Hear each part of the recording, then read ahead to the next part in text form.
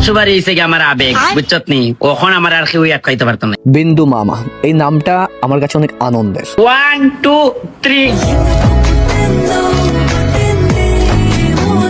পারতাম না, নাচতাম, বুঝছত নি? তিনগুছি খাসি আবার না সিঙ্গাপুরি গাজর দালু ইয়াই কি রাজ্যের তৈছে। যখনই আমার মন খারাপ হয় তখনই আমি বিন্দু মামার ফানি ভিডিওগুলো দেখি। এই নতুন বছর তো আমার কিতা 31 নাইট দিয়ে মিথ্যা করতাম।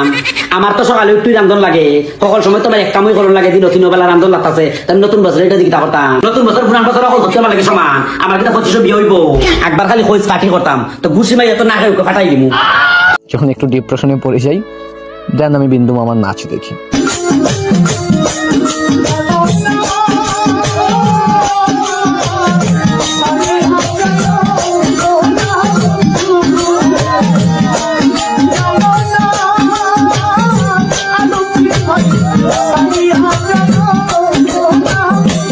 মানে বিন্দু মামা এমন একটা মানুষ যে হাজারটা মানুষকে হাসানোর, হাজারটা মানুষকে আনন্দ দেওয়ার ক্ষমতা রাখে।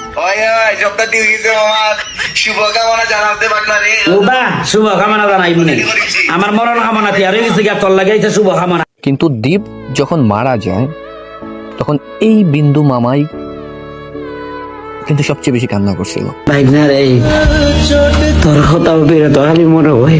তাই আমি বলবো বিন্দু মামা, হ্যাঁ প্রকৃতির নিয়ম যা হয়েছে হয়েছে, আপনি আবারও আমাদেরকে হাসি খুশি ভিডিও উপহার দেন, আপনি আবারও আগের মতো হাসি খুশি থাকেন, এটাই আপনার ভাইগনা হিসেবে আপনার কাছে আমাদের অনুরোধ। প্লিজ কিপ ইট আপ, আগের মতো উঠে দাঁড়ান। আমরা আপনার কাছ থেকে আরো ফানি ভিডিও পেতে চাই। ও মা এটা গান নাও রে বাপ, শোনাও আমার এটা গান নাও। এ বেটা আমি গান পারিনি। তুই রে ভাইগনা আস্তে একটা দুষ্টু মেয়েদের মেয়ে জুসনা আমায় কথা দিয়েছে, হাসি হাসি বলে জুসনা ফাঁকি দিয়েছে।